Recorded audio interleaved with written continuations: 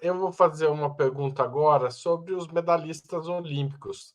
11 medalhistas, e eu não estou contando as medalhas de hoje, são integrantes do programa da defesa.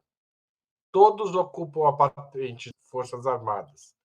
Qual é o sentido de militarizar o esporte, Leonardo Sacramento? Olha, esse daí é um dos legados do Aldo Rebelo, da passagem do Aldo Rebelo, tanto no Ministério dos Esportes quanto no Ministério da Defesa a partir de 2015, tá? É a rebelização do esporte brasileiro. Em 2008, quem era ministro era o Orlando Silva, né? Do PCdoB, na época o Aldo também era do PCdoB, o Aldo antes era presidente da Câmara, depois presidente da Câmara dos Deputados, e o ministro da Defesa era o Nelson Jobim. E teria os Jogos Olímpicos, Jogos Mundiais Militares, salvo engano, em 2011, tá? Então, houve a criação de um programa que atenderia às necessidades militares na medida em que atletas profissionais seriam militarizados e, portanto, eles participariam desses jogos. Alguns países fazem isso, tá? Sempre foi um reclame das Forças Armadas, né, principalmente do Exército Brasileiro, embora a FAB também tenha, a Marinha também tem, enfim. E isso serviria também para conceder os benefícios temporários, porque no máximo são 8 anos, tá? Os benefícios temporários dos militares a esses atletas que, historicamente, nunca foram objetos de uma política pública efetiva, né? Houve a introdução da Bolsa Atleta, mas os recursos ainda hoje são insuficientes, eram suficientes, sempre foram suficientes para a necessidade de um atleta profissional com qualidade olímpica, né? Isso não é qualquer coisa, não é qualquer coisa. E aí os militares foi também visto ali como uma espécie de concessão de recursos ou estabelecimento de recursos ali do fundo militar para o preparo desses atletas para as Olimpíadas de 2012 e 2016, né? Salvo engano. Somente no Rio de Janeiro. Então, assim, nós ainda, isso vai ser muito difícil tirar, embora possa ser tirado com a expansão do Bolsa Atleta, né? Isso depende de uma iniciativa do governo federal. Mas isso é uma das grandes vitórias dos militares, sobretudo dos generais do Exército, no governo Lula, na época em que Orlando Silva, Aldo Rebelo, principalmente, e Nelson Jobim eram ou foram ministros com extrema relevância, sobretudo depois da escolha do Brasil para a Copa do Mundo de 2014 e das Olimpíadas de 2016. Tá? Então, esse é o contexto desse programa, né? Isso resolveria com a expansão da Bolsa Atleta, mas isso pressuporia aquilo que nós discutimos já na questão anterior, a desmilitarização da vida pública no Brasil. E, para isso, teria que enfrentar interesses dos militares nesse campo especificamente, né? Inclusive, rompendo com algumas premissas tradicionais do Exército Brasileiro no sentido de vincular o esporte com a área militar. Lembrando que todas as organizações de desporto no Brasil, né, a própria CBF, elas se iniciaram com a perspectiva militar. A própria educação física no Brasil era um campo da área militar. O Bolsonaro é do formato de educação física, tá? Então, é uma questão ideológica para esse campo militar que, infelizmente, juntou ali Nelson Jobim e Aldo Rebelo num momento específico e aí estamos aí, né? Virou o que virou. Atletas fazendo continência. Hoje nem teve desse ano, né? Mas em 2016 teve. Atletas fazendo continência no pódio. Teve muito. Joana Salem.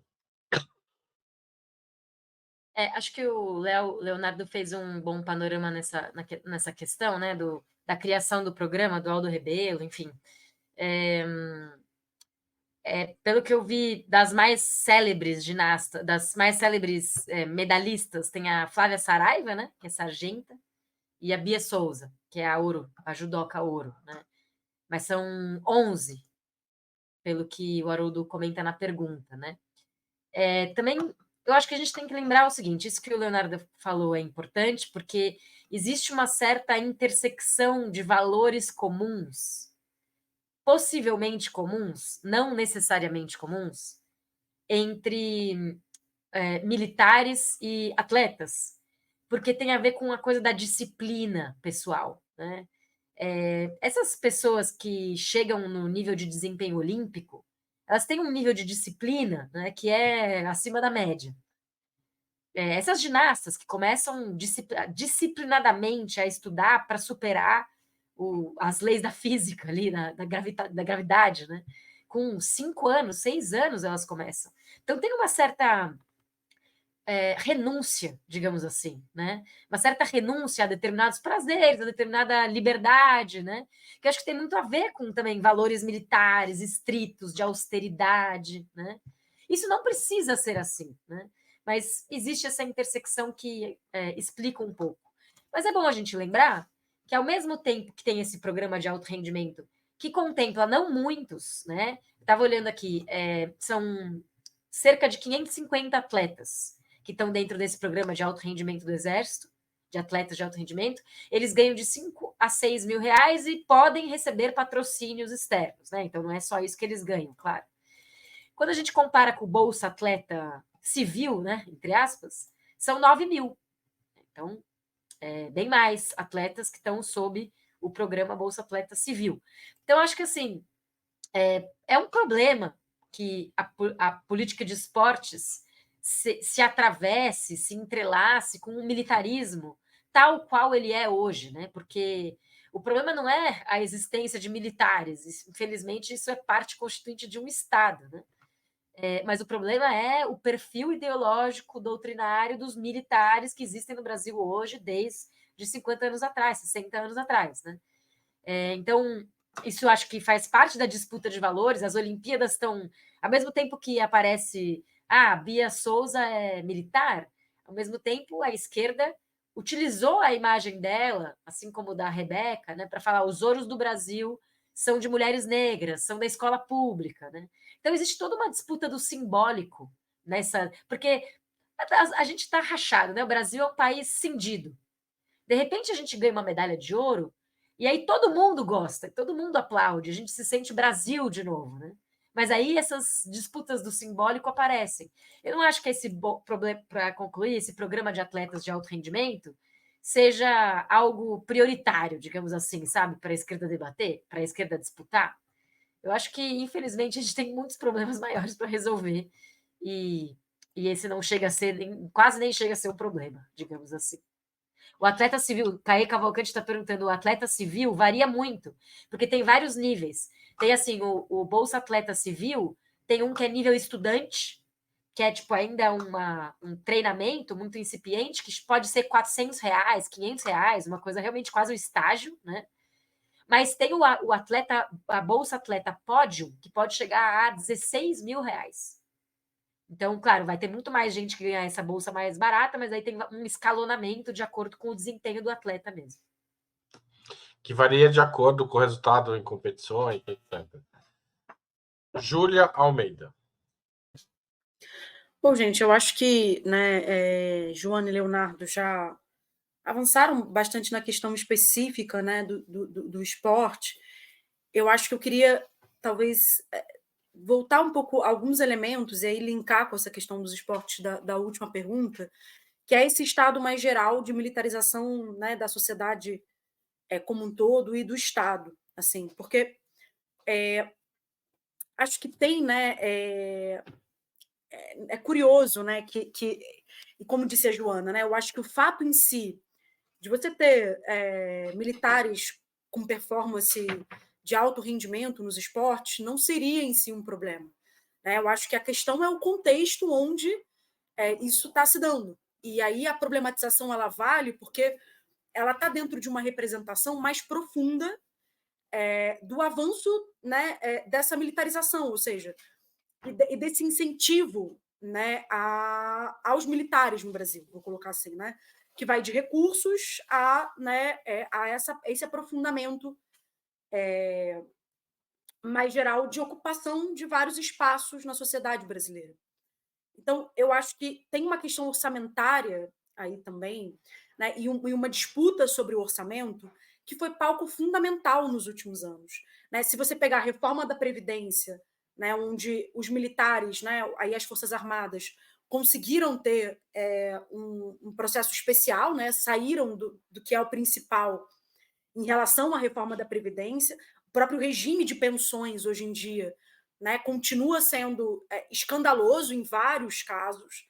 Né? Essa acumulação dos militares da ativa, né, da possibilidade de militares da ativa continuarem ocupando cargos públicos, é uma questão chave também dentro desse processo. Então, eu acho que tem um tema aí e que tem a ver com como há ou não um desincentivo, né, para esse processo de militarização, que é uma disputa que eu acho que vai ser uma disputa geracional, assim, né? Ou seja, o governo Lula não está conseguindo dar conta dessa agenda, pelo contrário, né, como bem lembrou, acho que foi a Joana, né, aumentou o salário dos policiais da Polícia Rodoviária Federal, né, que foi eminentemente um setor com uma parcela importante golpista, né, e aqui a gente está falando de um regime de segurança pública mais geral.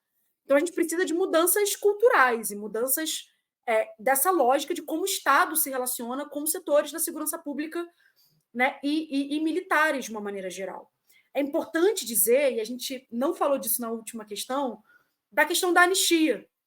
Né? A gente vem de uma anistia muito dura, né, da ditadura empresarial militar no Brasil, muito dura, né, porque a gente está falando aí de atrocidades cometidas, e a gente está vindo agora para um processo de tentativa de condenação de militares envolvidos em atividades golpistas no 8 de janeiro e também em esquemas de corrupção durante o governo Bolsonaro, incluindo o próprio Bolsonaro, porque aí eu não estou fazendo distinção de na ativa ou na reserva, reformado, não interessa, também com muita dificuldade. Vamos ver até onde isso vai. Né? A gente chegou a ter a identificação, no caso do 8 de janeiro, de um núcleo militar, o Cid Gomes, né, utilizado aí, né, como um bode expiatório do próprio bolsonarismo, mas até onde vai esse processo, né, de responsabilização dos militares pelas suas atuações enquanto gestores públicos, que é regido por outras lógicas, e não a lógica militar, né, na sociedade brasileira.